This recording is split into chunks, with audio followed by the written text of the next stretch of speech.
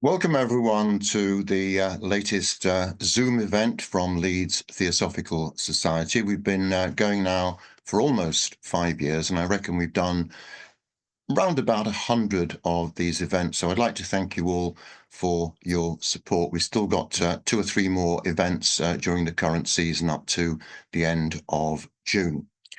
Anyway, this afternoon, we're going to try a little bit of an experiment. We're going to adopt a slightly different format from usual. And we're delighted to welcome Graham Pemberton, who's an old friend and a very good supporter of the Lodge.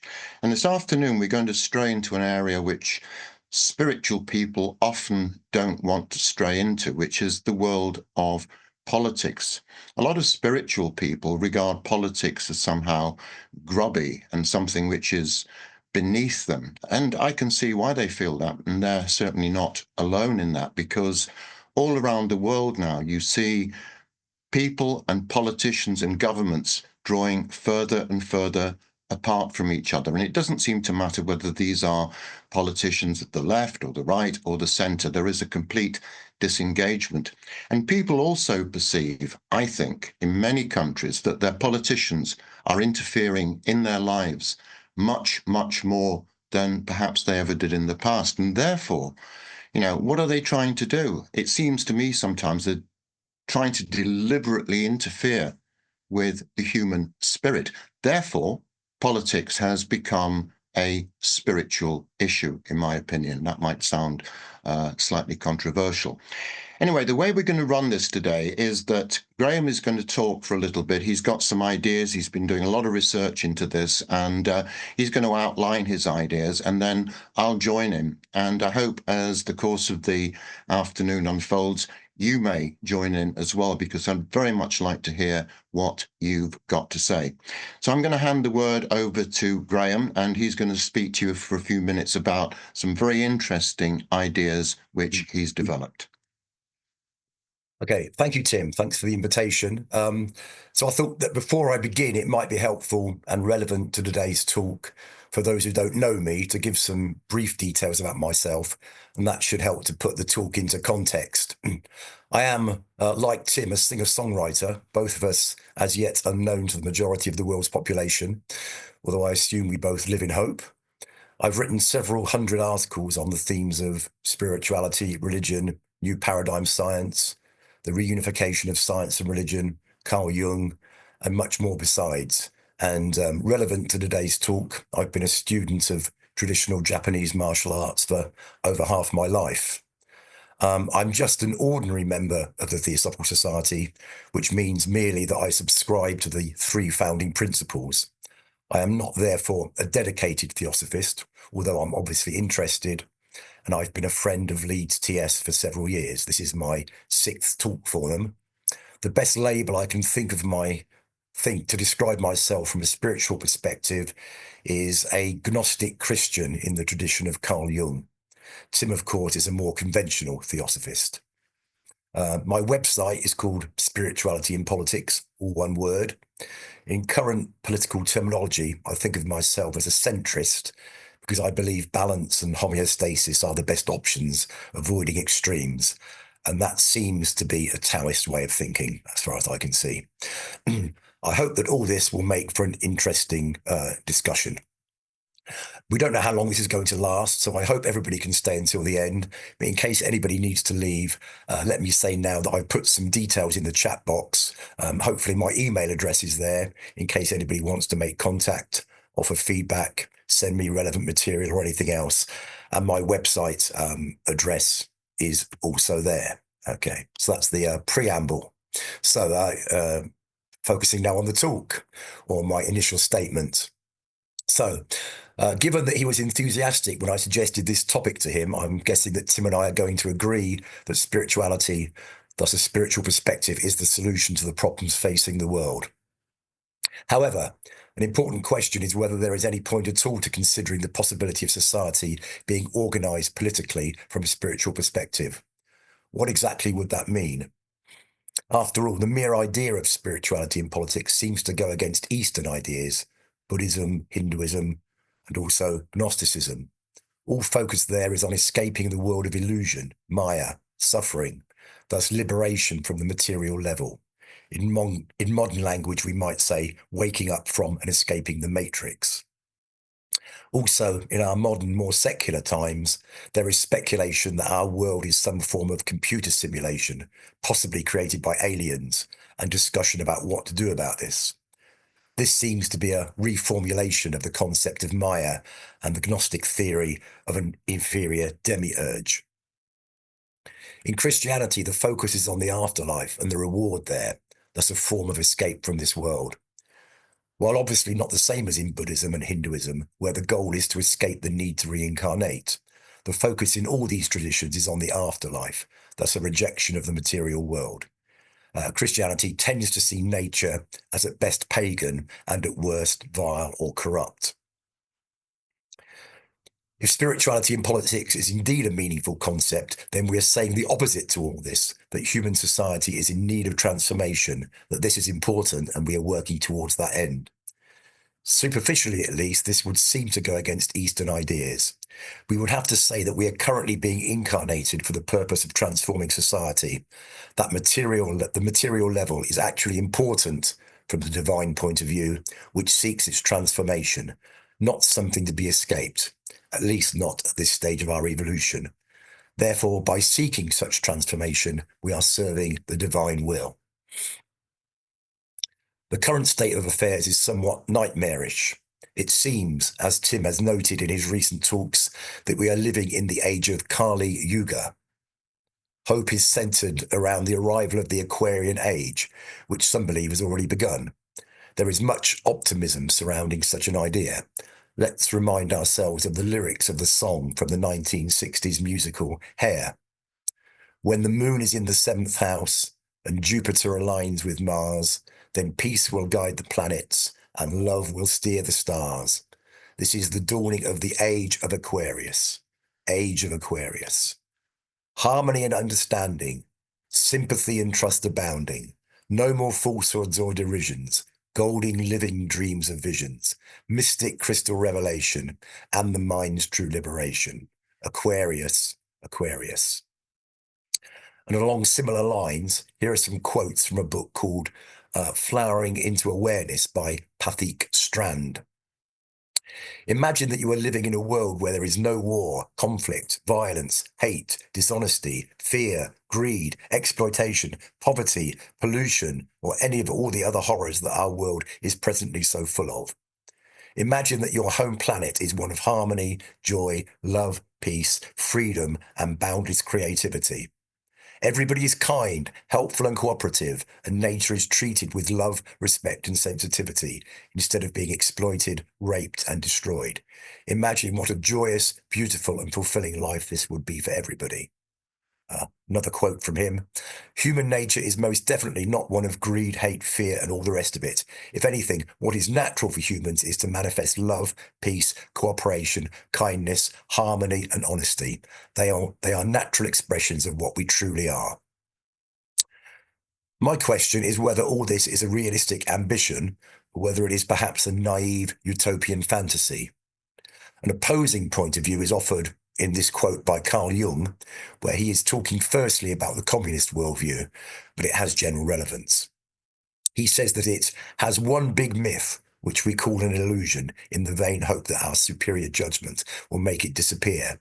It is the time-hallowed archetypal dream of a golden age or paradise, where everything is provided in abundance for everyone, and a great, just, and wise chief rules over a human kindergarten. This powerful archetype in its infantile form has gripped them, but it will never disappear from the world at the mere sight of our superior points of view. We even support it by our own childishness, for our Western civilization is in the grip of the same mythology. Unconsciously, we cherish the same prejudices, hopes, and expectations.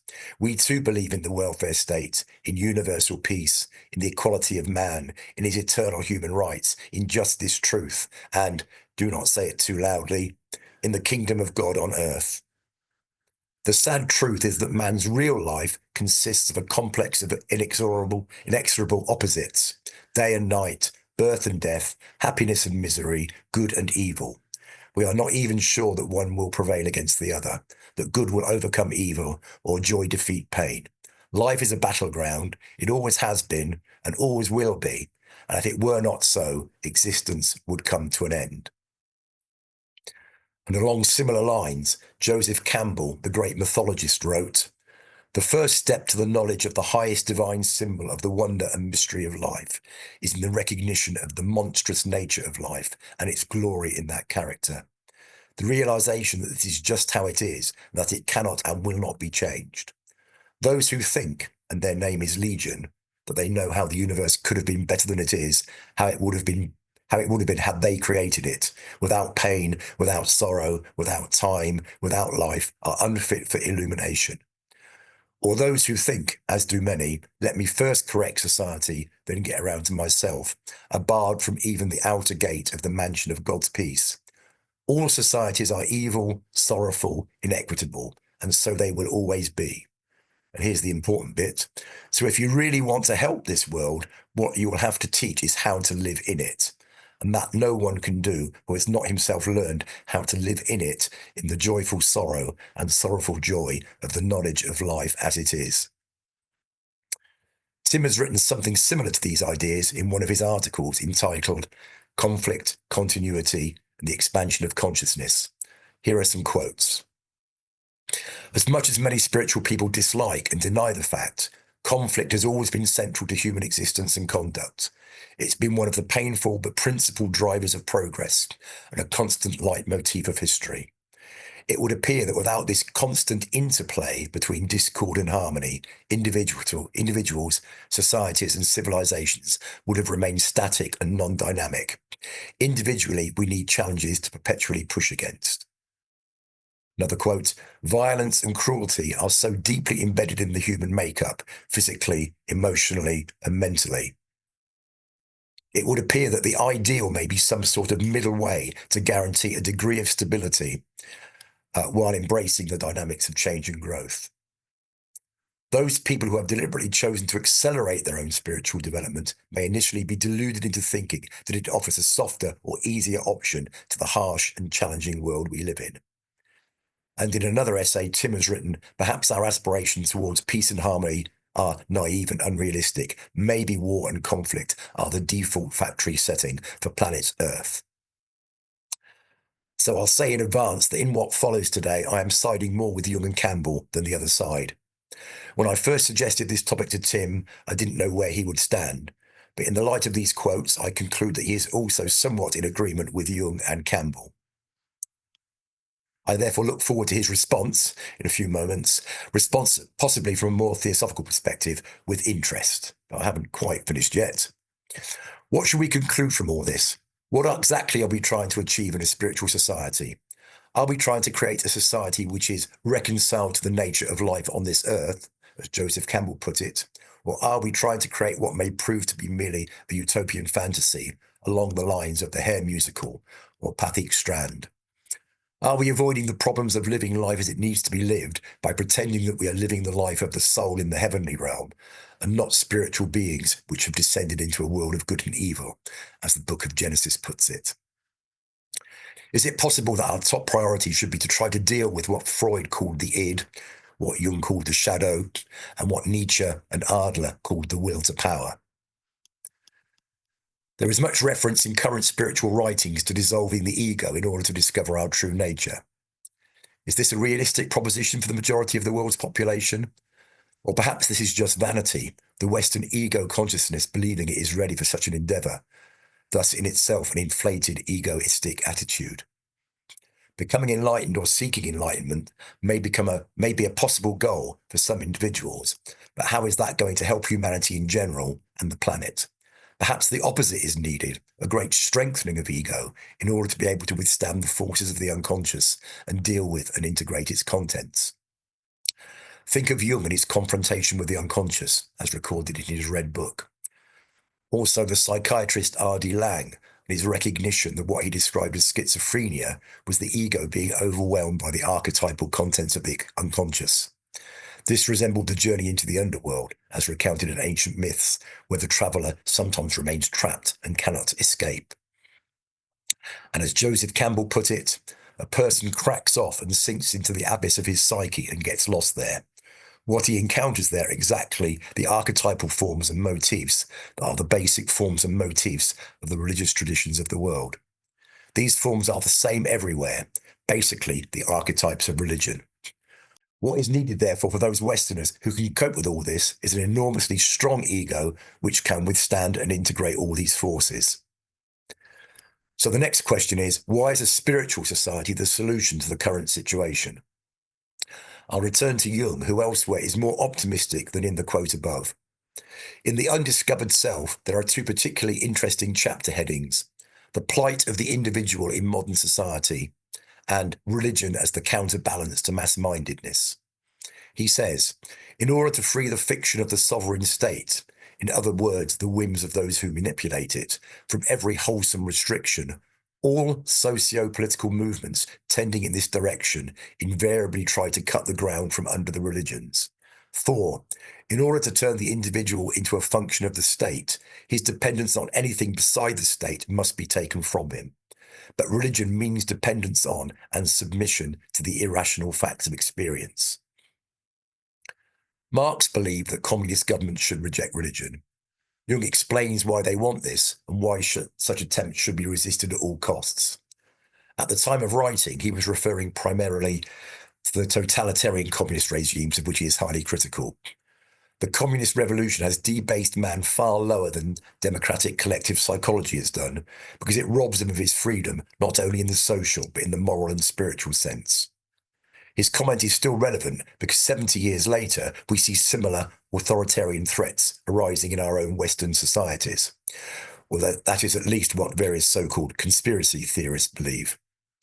George Orwell's 1984 offered a serious warning about the direction of society. Most educated people have read it and think it's a great book, but many remain oblivious when it's happening right under their noses. As Jung said, we see alongside this the attempt to cut the ground from under religion. Physicalist science, atheism, humanism, and the trend towards secularism are obvious examples. According to Jung, the religions claim to give an external point of reference. They teach another authority opposed to that of the world. The doctrine of the individual's dependence on God makes just as high a claim upon him as the world does. It may even happen that the absoluteness of this claim estranges him from the world in the same way he is estranged from himself when he succumbs to the collective mentality.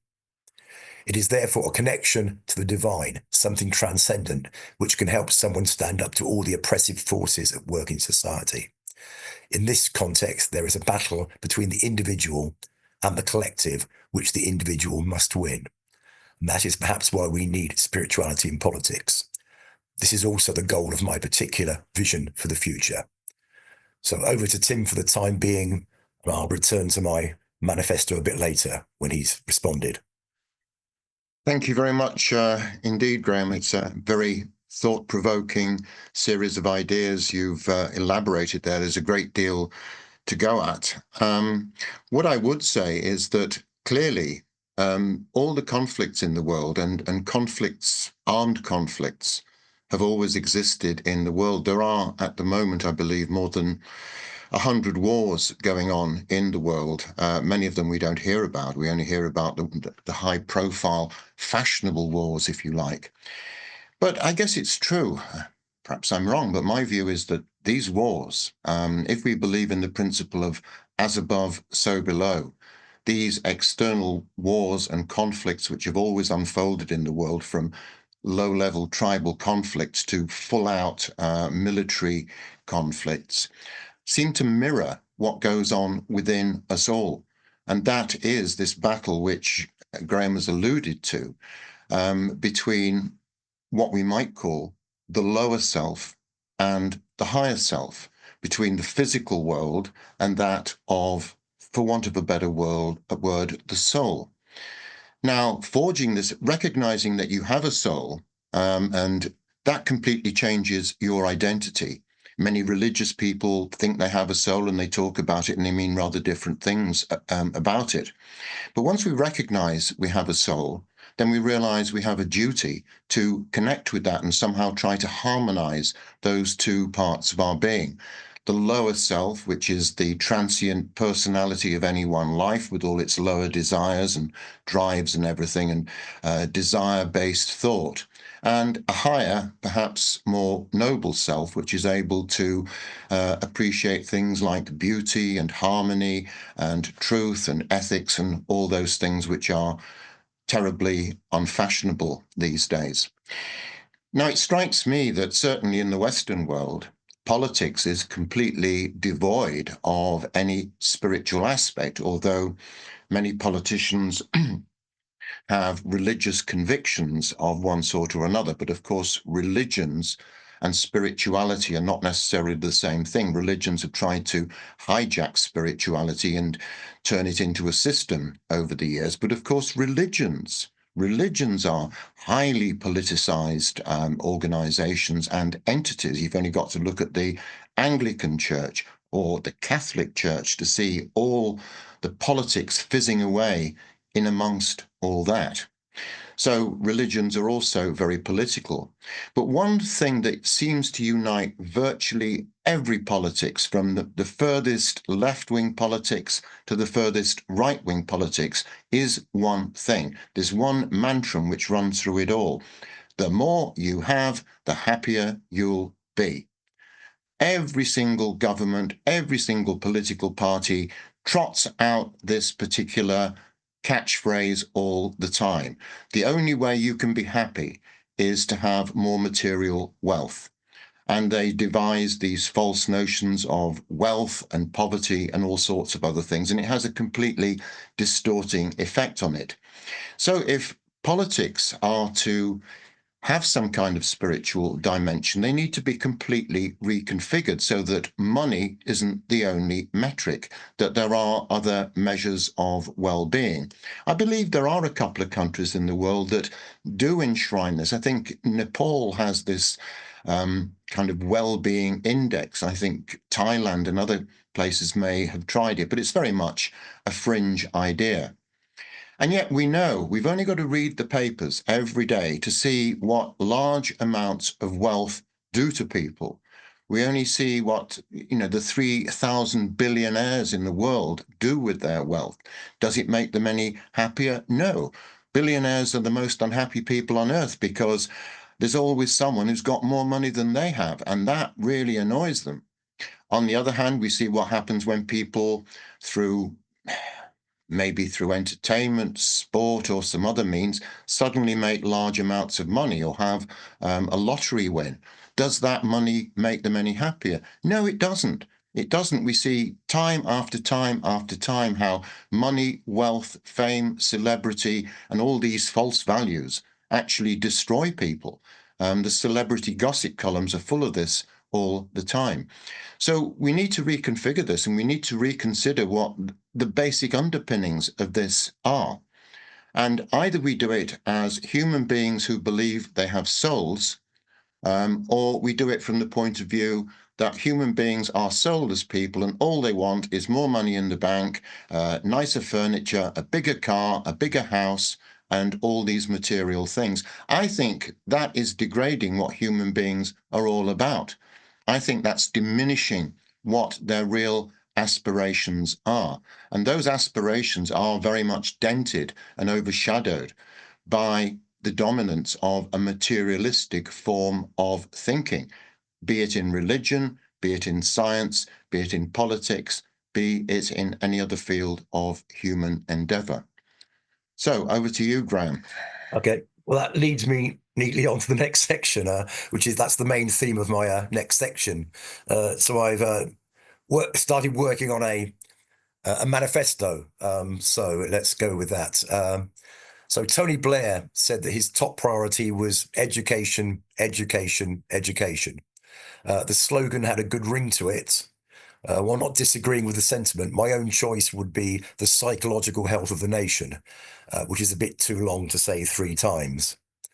Amongst teenagers, we have problems of self-harm, suicide, anorexia, poor self-image. And amongst the population in general, we have many cases of depression and claims to be unable to work because of sickness, which is most commonly claimed to be a mental rather than a physical problem. Teenage angst, alienation, and insecurity are probably nothing new, but things do seem to be getting worse. It is reported that there has been an increase in mental health issues over the past decade. We are experiencing an increase in hospitalizations over mental health issues. According to current figures in Britain, there are 35,000 children complaining about mental health who have been on the NHS waiting list for more than 2 years. We would therefore need to put psychology and psychotherapy at the heart of society, since we need healthy, fully functioning individuals in order to achieve our spiritual goals. But this would be from a perspective of troubled souls. We would see at least some cases of depression, I would say the majority, as existential issues, an identity crisis, a lack of meaning and purpose, disconnection from the soul, rather than a chemical imbalance in the brain, as some physicalist-minded psychiatrists claim. I would like to think that a properly developed spiritual education system would have as its primary goal the psychological health of the nation. So Tony Blair's and my own slogan are interconnected. The major policy in a spiritual society would therefore be a revolution in the education system. As a general trend, there would be a promotion of psychological understanding, a deep understanding of what it means to be human. We need to recognize that in order to understand the universe, the best way is through an exploration of the psyche, an inner journey. We therefore need an education system that addresses the realities of the psyche. The goal is that all people should know themselves deeply, as instructed by the Oracle at Delphi. Here are some possible headlines. We will develop an education system based on spiritual teachings and Jungian psychology. The overall focus would be on the journey of the soul, a connection to the higher self. It is a question of awakening to our forgotten purpose for this incarnation, reconnecting to a higher source, the work in the world for which one was sent. So words like fate, destiny, vocation, which means a calling, are meaningful in this context. And just to show that this is not a new idea, along these lines, the 13th century Sufi poet Rumi said, I quote, "Human beings come to this world to do particular work. That work is the purpose, and each is specific to the person." Also, Tim, in an article entitled Connecting with Soul Consciousness, wrote, "We're continually reborn with an agreed soul purpose for a particular life, along with the circumstances and personality created for that specific mission. Many people go through life unaware of what their mission is, or even that there's a mission at all. This life purpose is not dictated by the usually self-centered aspirations and ambitions of the lower personality we adopt for one life, but the higher evolutionary aims of the soul. With relatively few people connected to their souls, forging that link and understanding our true identity is humanity's key priority. However, what we have at the moment is a situation where everyone is born unique, but on the whole is trained not to be. Instead of that, we should be trying to create unique individuals, creative, high-level thinkers and artists. In practice, this would mean a focus on psychology and personality development, which are the embryos for later spiritual development, rather than absorbing knowledge, although this would obviously play a part. Students would be encouraged to develop an interest in their inner life. As the astrologer Stephen Arroyo wrote, no amount of technical knowledge can outweigh the need for individual psychological and emotional growth. This very distinctness of individual persons is a factor relevant to education that is almost entirely neglected in teacher training programs. How do we discover or rediscover this connection to our soul purpose? The general term I use is the spirit of guidance, which I think is a term used in Sufism. In my own experience, this can be dreams, divinatory practices like tarot and the I Ching, and synchronistic events and strong intuitions. I also assume that astrology can have a role to play, although I'm not a practitioner. I have, however, written at some length about the possible connection between astrology and politics.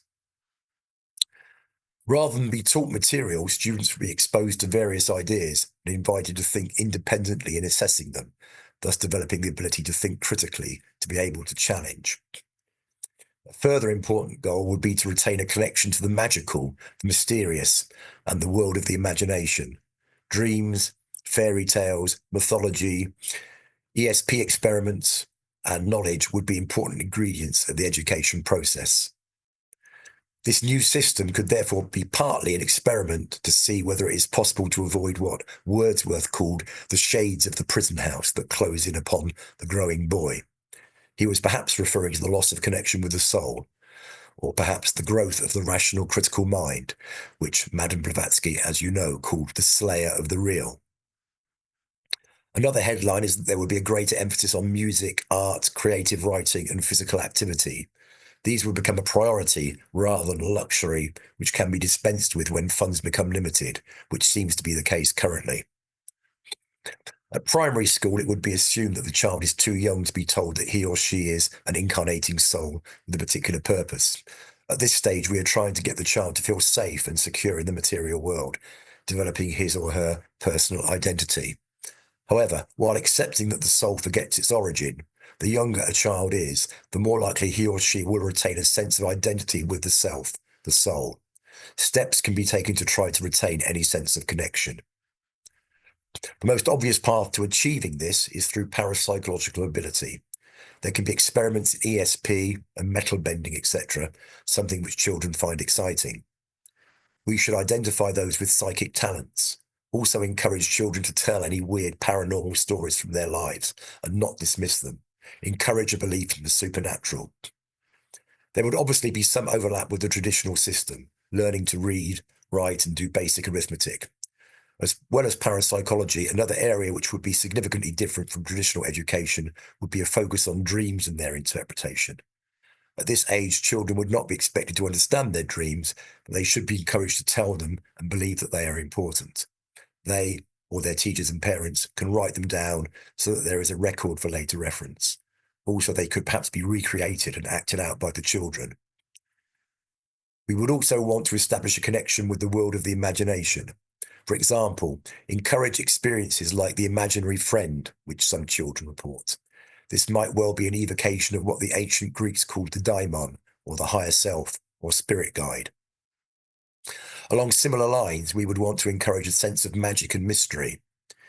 Down the years, this function has been served by fairy tales, the stories from ancient mythology, and in modern times by the Harry Potter series and comic heroes. With regard to mythology and fairy tales, at this stage, the children could just read the stories. There would be no need to understand the deeper meanings, but the children would probably be fascinated by the archetypal contents and could act out the stories in dramatic form. At primary school, the greater focus on creativity can be started: writing, art, music, singing in choirs. Also, physical activity, sports. This is character building, requires constant effort and concentration, and encourages teamwork and cooperation, and of course keeps the children fit and healthy. We should encourage contact with nature. Each school should have a garden, where possible, where the children can work. Visits to National Trust sites and to farms where they can do simple work or merely observe. Then moving on to secondary school and adolescence. At this stage, the educational process would focus more intensively on a connection with the spiritual, discovering the purpose of one's life, one's vocation, in the deepest sense of the word. Currently, the best one can hope for is a hit and miss procedure. Children are exposed to various possibilities, and then we have to wait and see what happens. Politicians are very keen on saying that they want the education system to provide children with opportunities to fulfill their full potential. Without a spiritual perspective, however, it's unlikely that they understand the full implications of what they are saying. Therefore, the most important concepts in a spiritual education system would be initiation, thus rites of passage, and the vision quest as understood in North American traditions. With regard to initiation, there has been much focus recently on problems with boys, teenage boys. Gareth Southgate, for those who don't know, former England football manager, in his Richard Dimbleby lecture in March, noted that they spend much time gaming, gambling, and watching pornography. They tend to live in isolation and turn to unsuitable role models.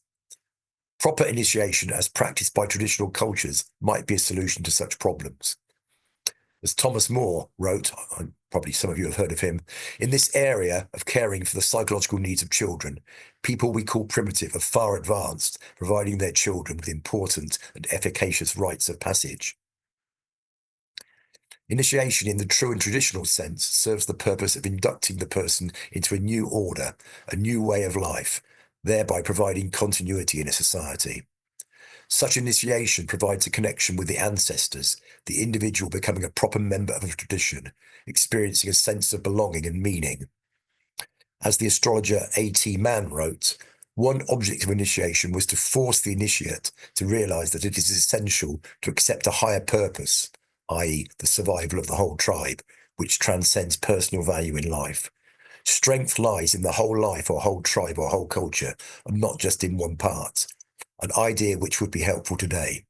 Initiation provided a direction and purpose to life, which was lacking in the unconsciousness of childhood.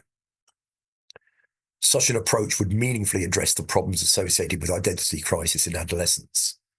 As astrologer Dennis Elwell wrote, the cosmic viewpoint gives us a backdrop against which everything assumes a new and far more momentous significance. It places our individual development as human beings into the context of the evolution of the race as a whole, which in turn may belong to the evolution of the universe itself, or at any rate, our corner of it. If society has no proper initiations, then bastardized forms of them emerge. For example, in criminal gangs, the initiatory test may be to stab someone or rape a woman. In other contexts, humiliating sexual experiences may be the condition of entry to a group or society. We need adults who have truly separated from their parents in a psychological, not just a physical sense. This is one of the major purposes of initiation. As Joseph Campbell noted, in these rites, the whole psychology of the youth is transformed. He is himself brought into the position of the father by a ritual death of the infantile personality and resurrection then of the adult.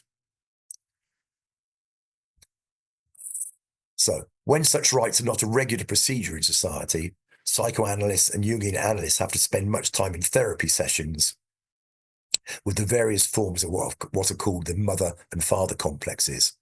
There is need to overcome this, avoiding what in its most extreme form is known as the puer or puella aeternus syndrome, the eternal child. Currently, however, the education system seems to have no understanding of such issues. An underlying inspiration and model for human development would be Joseph Campbell's hero's journey. At secondary schools, we are trying to develop people who will go on to become heroes, and heroines, of course, in Campbell's sense. Even if we successfully discover that person's life purpose, the ego may be afraid of the challenge. The most famous example of this in mythology is the story of Jonah, who ran away from what he was called to do. The end consequence of this was that he was swallowed by a large fish, often interpreted as a whale, which I interpret as a symbol of the devouring and overprotective mother. That is why we need to develop heroes with a warrior mentality. Courage may be the most important quality as we seek a spiritual society. We would therefore need less preoccupation with health and safety. While taking all reasonable precautions, we should be encouraging dangerous activities, trials of strength and courage. Examples might be endurance sports, rock climbing, and so on. Something along these lines was suggested by various figures in local communities in response to Gareth Southgate's comments I mentioned above. They were keen to promote sport and adventure activities as more suitable activities. Especially important might be martial arts. These can be character building as well as initiatory. The underlying inspiration for this would be what might be called the archetype of the warrior. At a simple level, this can help to control and sublimate tendencies to violence. There are various stories from clubs about how amateur boxing gets many troublemakers off the streets and gives the individual a challenge and sense of purpose. Some of these former troublemakers have even gone on to compete in the Olympics. At a deeper level, the purpose of true martial arts, not the stuff you see on TV, is to develop socially mature individuals who have the possibility of preventing violence. It's about personal development, a warrior spirit, and about serving humanity. Traditionally, military service may have gone some way to achieving these goals. The training involves grueling mental and physical challenges and attempts to create heroes. Of course, this is all intended to be in the service of the state, not primarily for the benefit of the individual. In relation to mythology and fairy tales, at this stage, teenagers can try to understand the symbolism better. the meaning of the stories, how they might be relevant to their lives. The same would apply to dreams, trying harder to understand their meaning. There could therefore be lessons in the understanding of symbolism. There could also be introduction to divinatory practices, tarot, astrology, the I Ching. And as far as adults are concerned, the basic idea should be that education never stops. Facilities should be put in place to make sure that the spiritual education process can continue into continue into adulthood. Adulthood. Okay, Tim, any thoughts? Well, you've hit on a very central area there, Graham, which I think is absolutely crucial to all these things, and that is education. You know, there's a phrase that comes from Africa, a saying, which is that it takes a whole village to bring up a child. And this is a very, very interesting concept, because when you look at our existing educational establishments here in the UK and elsewhere, they are absolutely appalling.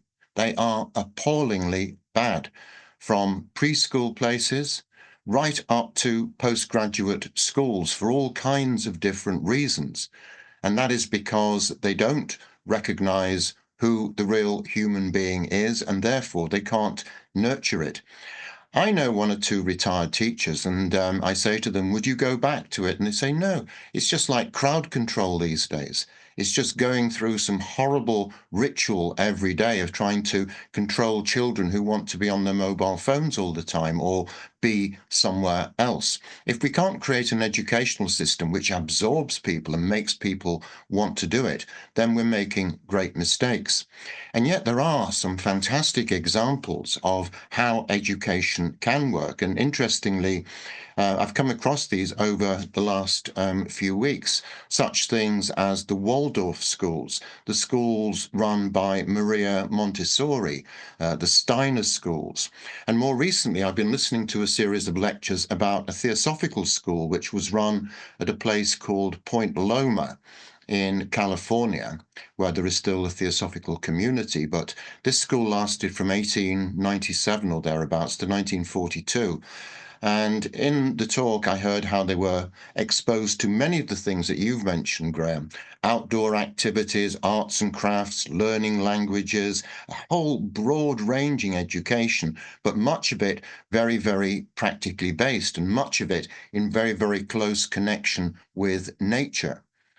Going out and doing walks in the countryside, physical sports, and challenges, and also making things, using their hands to create art, music, woodwork, and any other way that you can express yourself. So our educational system is sick. It's very, very sick. And when we look at the higher education system, and mercifully, I've never been in the position to be exposed to this. I did try on a couple of occasions to go to university, but it never really worked out. So I've been one of those people who very much believe in this idea of lifelong learning. And it strikes me that one of the principal things that schools should be doing, apart from anything else, is teaching people how to learn. So that, because schools can't teach everything, they have to teach people how to absorb, process, utilize in a practical way the knowledge and the wisdom, if there is that they have gained themselves.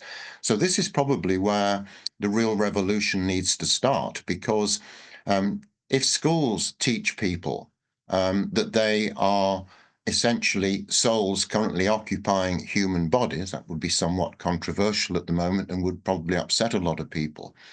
But the way that these schools, I think, are operating is that the only ones who have tried to have this broad encompassing education have been these private stroke spiritual ventures. It certainly never happened, as far as I know, as part of a national education strategy, because that strategy is still fundamentally based on an outmoded society. Children are still taught in the same way as if they were going to go down coal mines or going to work in factories all their lives, or in those heavy industries which no longer exist in this country.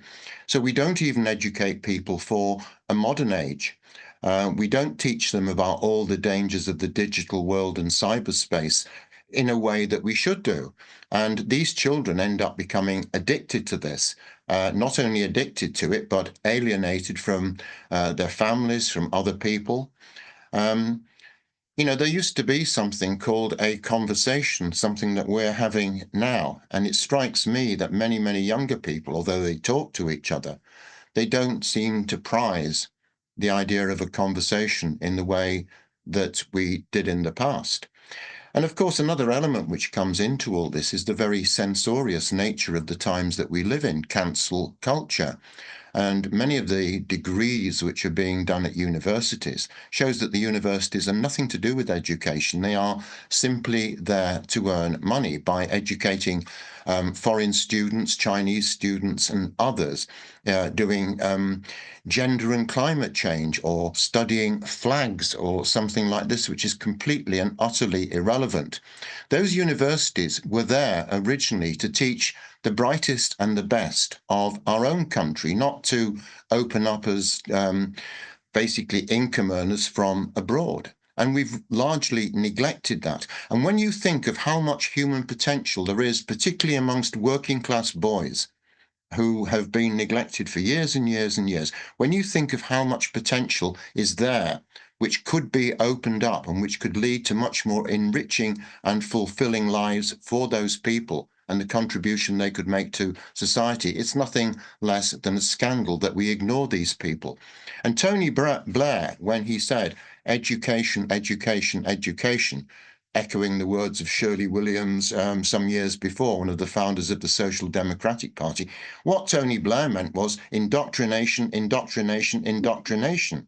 And Tony Blair came up with this crazy, stupid idea that 50% of people should go to university.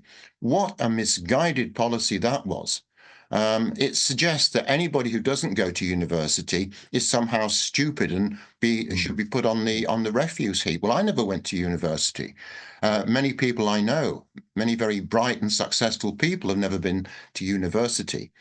And so we do need to reconfigure as to what this is all about. And education doesn't start at 5 and end at 21.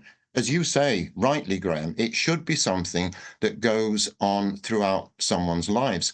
And certainly the working class communities of this country used to do this. They had night schools, mechanics institutes, all kinds of different groups of people and learning opportunities where people, after a day down the mine or in the factory, would go off and try and improve themselves mentally, psychologically, in terms of their knowledge. There doesn't seem to be the same hunger and appetite for that now as there was in the past. So education is where it all starts, and that will percolate, if it's the right kind of education, into all other activities, be they political, be they to do with business and commerce or trade or industry or anything else, even the health service. That could do with a dose of spiritual energy, if anything could. So I'll hand back to you. Well, yes. Well, yes. And the other consequence of Tony Blair's nightmare, of course, is the student loans debacle. Absolutely, students are left in debt because we can't afford to maintain the system that he actually wanted to introduce. Students are left with this lifelong debt, which is a complete nightmare. Anyway, yes, thank you. I think our next topic is, I do believe, the resurrection of the ancient mystery traditions. I believe that's something you're in favour of, Tim. So I believe that the best way of reinstituting them in modern times is to create a state-controlled program of psychedelic use. So the ancient mystery traditions were shrouded in secrecy, but we believe that the purpose was to give the initiates profound, life-changing spiritual experiences, deep insights into the nature of reality. The most famous are the Greek Eleusinian mysteries. And in the book, The Road to Eleusis, Gordon Wasson and others concluded that a psychedelic drink called kykeon, derived from ergot, induced these experiences. Entheogens is a neologism used for psychedelic substances. The adjective entheos translates as full of the god, inspired, possessed. Entheogens can therefore be translated as generating or creating the divine within. Various historical examples would be Soma Amanita muscaria, otherwise known as magic mushrooms, ayahuasca, peyote. Also, in modern times, we know that psychedelics can open one up to spiritual and religious experiences. This might be LSD, ayahuasca, magic mushrooms, DMT, or possibly other substances. Yet for a long time, such practices and research into them were illegal, although things have been easing up recently and some research has been sanctioned. Stanislav Grof is one of my hero figures. He has dedicated his life to helping people through LSD therapy and, when that became illegal, through a procedure of intensive breathing, music, and drumming to achieve similar results. He has had his own encounters with the divine in LSD sessions, most notably the Hindu god Shiva. Through his work with LSD, he became a convert to spiritual, esoteric, and perennial philosophy ideas. From a psychotherapeutic mental health point of view, it's important to note that LSD sessions can help resolve personal issues, as well as inducing profound and spiritual experiences. Grof began as a Freudian psychoanalyst in Marxist Czechoslovakia before he became involved in a secret LSD research program there. Having noted how frustrating the talking therapy was, achieving very little in many sessions over a long period, he concluded similar progress could be made in just 2 or 3 LSD sessions, the drug giving the patients deep insights into their lives and the nature of their problems. His patients were sometimes catapulted into reliving traumatic experiences from their past lives. This helped them to resolve problems in their current lives and move on. What enormous benefits would therefore accrue if we could all relive and integrate past incarnation experiences, seeing how they are still affecting our present situation. A state-controlled program of access to LSD sessions could therefore be a valuable tool in achieving my aim of a psychologically healthy society. Resolving forgotten traumas from one's current life, past lives, and opening people up to profound spiritual experiences like those of the ancient mystery traditions. Somewhat synchronistically, I was made aware only last week that there is a Zoom talk tomorrow evening on the theme of Aldous Huxley, the perennial philosophy, and psychedelics. This is going to be given by Professor Dana Sawyer and organised by the Consciousness Perspectives Forum. The description says, "What if Aldous Huxley was spot on? Current psychedelic research supports Huxley's perennial philosophy as deeply relevant." And here's a little short bibliography on this theme, beginning with a book with a very interesting title, Hoffman's Elixir, LSD and the New Eloisis. That's edited by Amanda Fielding, who is the director of the Beckley Foundation, which is a UK-based non-profit organisation with a long history of pioneering psychedelic research. Albert Hoffman was, of course, the man who discovered LSD. Relevant books by Stanislav Grof are Realms of the Human Unconscious, a great read, and LSD Psychotherapy. And also interesting, but not specifically about LSD research, but showing where this led him to, is a book he edited called Ancient Wisdom and Modern Science. Don't say it too loudly, but there is also a strong suspicion of a connection between early Christianity and Amanita muscaria, otherwise known as magic mushrooms. For example, St. Paul writes about an experience, which we take to be his experience, being taken up to paradise or the third heaven, unable to tell whether in or out of the body. This sounds remarkably like an experience under psychedelic influence. And why do magic mushrooms appear so frequently in Christian art down the centuries? For example, see the books The Holy Mushroom, Evidence of Mushrooms in Judeo-Christianity by J.R. Irwin. Also, The Psychedelic Gospels, The Secret History of Hallucinogens in Christianity by Jerry and Julie Brown. This may have been adopted from Mithraic traditions, since there is an apparent strong connection between Christianity and Mithraism. See, for example, Mushrooms, Myth and Mithras, The Drug Cult That Civilized Europe by Carl Ruck and others. Do you want to say anything about that, Tim? Well, obviously, when we're getting into this area, this is a very polarizing business and people have very, very strong views about that.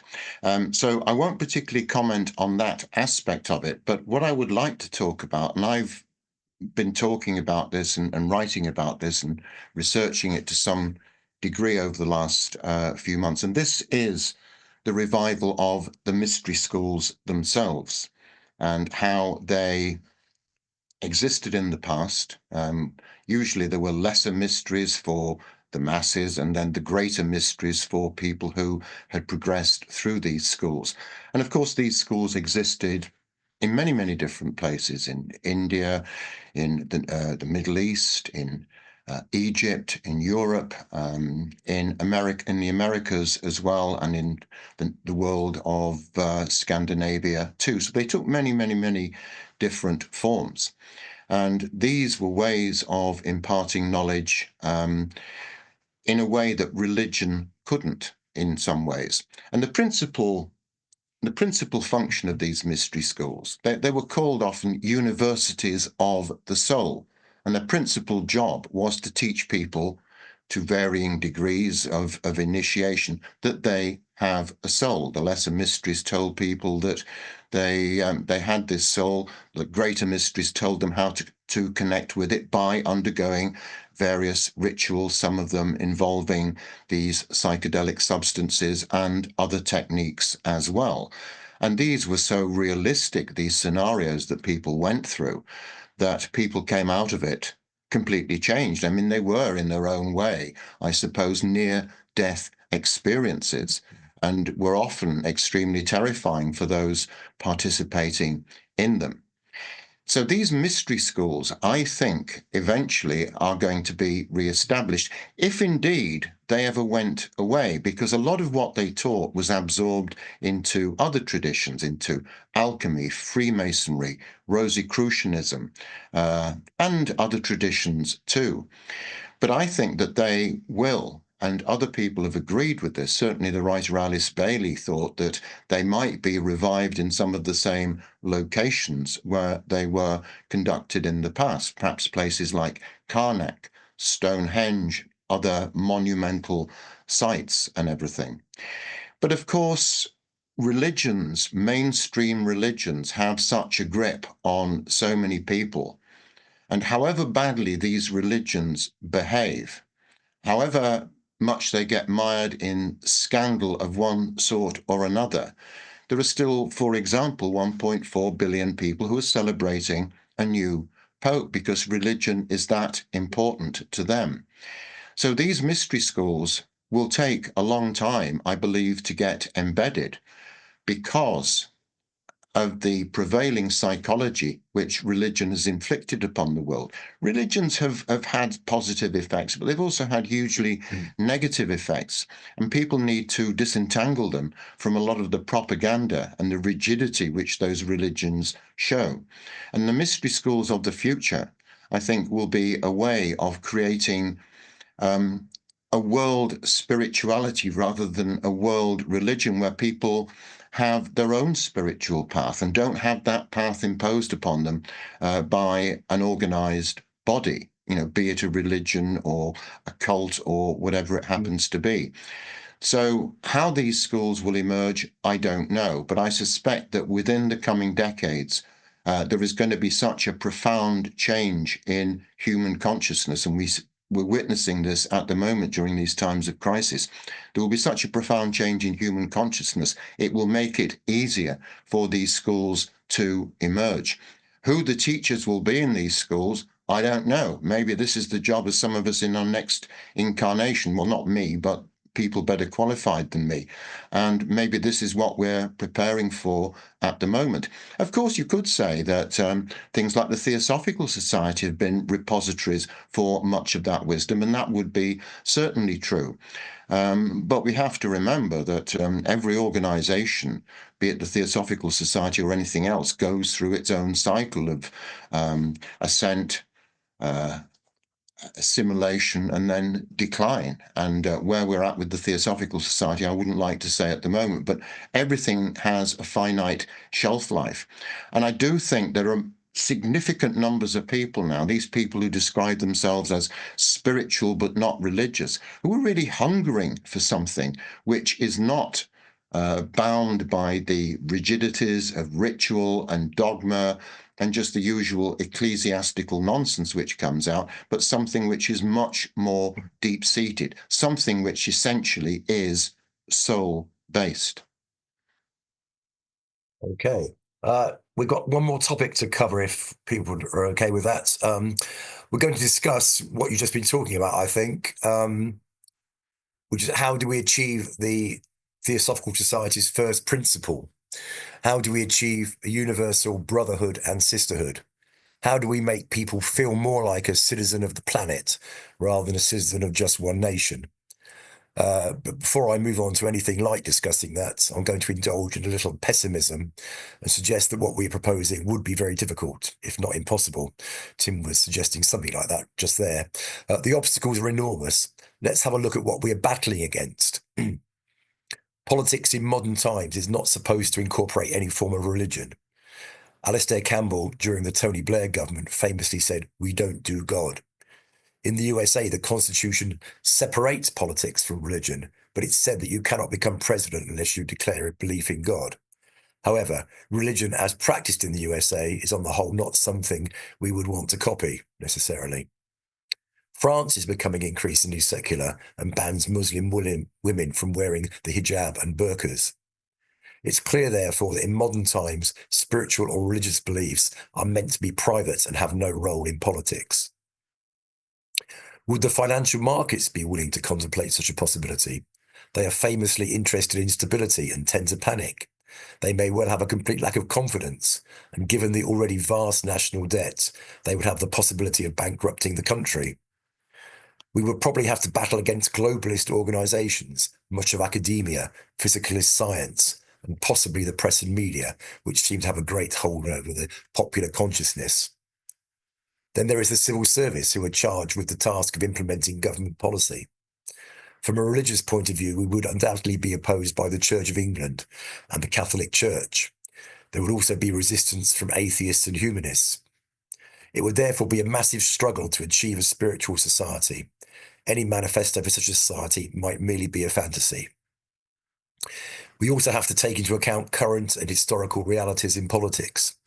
In modern times, many people feel threatened by immigration, which they perceive as a move towards the loss of national identity, and maybe simply pure racism. Also, when voters become dissatisfied and disillusioned with traditional politics, for unclear reasons, they tend to turn towards the right wing, nationalist, populist parties and figures. They don't, on the whole, seek to overthrow the established status quo and start afresh. The leaders of such parties usually deny being racist, but they probably have racist members and voters. All this goes against the TS's ideal goal. We see examples of this drift to the right currently in Italy, Germany, France, the USA, even in England with the growing popularity of the Reform Party. All these examples are taking place in democratic countries, and as far as I'm aware, none of these parties are advocating violence. That has not always been the case, of course, for historically we have had the even more unpleasant examples of Hitler, Mussolini, Franco, and more recently Argentina and Chile. There was also a military dictatorship for a period in Greece and an attempted military coup in Spain. And there is currently a military government in Myanmar, formerly known as Burma. Communist governments are also extremely authoritarian and, of course, atheistic. Examples would be Stalin, Mayl, and the former East Germany. Movements which promise to liberate the proletariat end up persecuting and murdering their own people, just like the fascist and military coups. It seems that the thing governments and establishments are most afraid of is their own people, since they are obviously the biggest threat to their power. That is one of the reasons why we are subjected to mass surveillance and obviously control on the internet and the things we were mentioning earlier. If all this accurately describes the current state of politics in recent history, how are we going to achieve the realization of the TS's first founding principle? What are the spiritual challenges to these trends? We obviously have a great need for spiritual activists, spiritual warriors. In particular, we have to get the young on our side. To be optimistic, we can assume that if such a new world is meant to be created, then souls are currently incarnating who are ready for and would welcome participating in such a development. As an aside, it seems that Tim and I are increasingly singing from the same hymn sheet. I had already made my notes for the talk today, then only last week he published an article entitled Weapons of the Spiritual Warrior. Here's a quote. Determination, energy, and courage are also the warrior's key tools. Equally important are open-mindedness and free thinking. Innovation, exploration, and non-conformity also form a crucial part of the battle plan to preserve and expand each individual's spiritual independence and interconnectedness. This is exactly the type of person my Manifesto for Education is trying to produce. Do we need to create a mass movement, create a single worldview to which everyone can subscribe? In that case, the perennial philosophy would be a suitable candidate. One major thing that needs to happen is that everyone has to stop thinking that their particular religion is better than everyone else's. On the immigration question, perhaps we need to strengthen each person's sense of their own identity so that they feel more comfortable in their own skin and therefore less threatened by different others. That is the goal of my suggestions for psychological health and a new education system. Very important in this debate is the concept of the holon, which was formulated by Arthur Koestler, a highly significant writer from the 20th century. By this, he meant something that is a whole in and of itself, as well as simultaneously being a part of a larger whole. Thus, a holon can be considered a subsystem within a larger hierarchical system. Consider a human being. We are made up of various organs, heart, liver, kidney, brain, and so on. Each of these exists in its own right and is complete in itself, yet would be pointless if it existed in isolation. They become meaningful only as part of a greater whole, a functioning human being. Each of these organs is itself composed of smaller holons, many cells. These exist independently as separate entities, yet again are meaningless unless understood as part of a greater whole. Does a liver cell doing its job perfectly know that it is part of a liver? Is the liver aware that it is part of a human being? Probably not. All this is relevant to my political question because the majority of humans, so it seems, are completely unaware that they are holons and therefore part of a greater organism, whatever we want to call that. Our everyday consciousness is completely unaware of the activity of all the cells in the various organs of our body. Our brains are doing extraordinary things without our being aware of any of it. We are therefore unaware that we are made up of many billions of holons. Also, as I said, we are on the whole unaware that we are part of a greater whole, and that every other human is another holon within the same system or organism, which we might call the planetary organism, Gaia, if you will. With all that in mind, we can find a compromise solution to the issue mentioned above. Each nation can and should maintain its sovereignty and therefore its unique identity and resist the trend towards globalization and one world government, unless, of course, that is a spiritual one world government. It can perceive itself as one holon with the greater system of the planet, in Tim's words, a living, breathing, conscious entity of which we're all vibrant, active components. That should hopefully resolve some people's concerns about loss of national identity. In this context, we have found a necessary balance between the individual and the collective. Also, these individual nations can live in peace with and cooperate with each other. I've always assumed that what is required is a bottom-up mass movement of the general population of the world. However, I'll finish by quoting Tim from an article of his called Imagining a New World, which he says is a call to action. Okay, so this is a quote from Tim. We need new ideas, new thoughts, and new intentions for this new world. For any of this to succeed, we have to achieve a critical mass so that these new ideas can explode into the world with the power of a split atom. Doesn't this mean that the majority of humanity have to first embrace these ideas themselves? Thankfully, this isn't the case. Had it been so, then the ideas of a few brave, usually persecuted individuals down the ages would never have taken hold. Initially, at least, change emerges from individuals in small groups. It takes only a surprisingly small proportion of any population to affect real and immediate change, either locally or globally. It's always been that way. This is the power of occult focus. This is the way a vanguard of humanity imagines a new world. So that's all I'm going to say today. Hopefully, I've done a bit more. I've done a bit more than just scratch the surface.